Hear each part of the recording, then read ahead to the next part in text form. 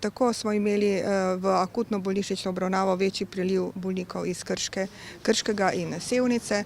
Predvsem se odločajo pacientke za prihod na ginekološki oddelek, na kirurgiji pa se odločajo za operativne posege, kjer so v drugih regijah daljše čakalne dobe.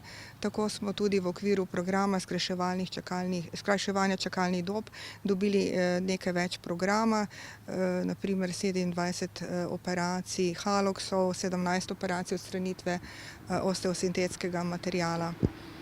Povečala se je tudi ambulantna dejavnost, tako smo imeli več obiska v protibolečinski ambulanti, nevrološki ambulanti, ortopedski, orala in okulistični.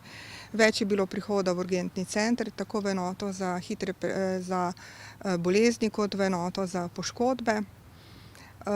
In kar ni zanemarljivo, je radiološka dejavnost, ki leto 2019 ni imela omejitev. Ves program, ki se je realiziral, je bil tudi plačan. Na radiološkem oddelku smo imeli čez 15.000 obiskov, in kar je več kot 3.600 več kot leto poprej.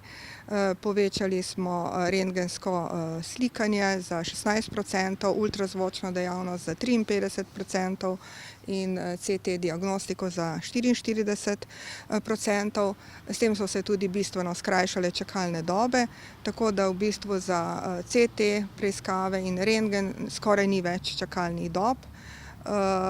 Za nekatere druge pa je krajša, tako je za ortopedske preglede in za otološke preglede skrajšana na račun tudi prenosa dela programov iz Splošne bolnišnice Celje in Novega mesta. Tam, kjer pa beležimo zdaj še vedno daljše čakalne dobe, pa je to predvsem zato, ker se je glas o krajših čakalnih dobah razširil po Sloveniji in imamo večji priliv pacientov iz drugih regij.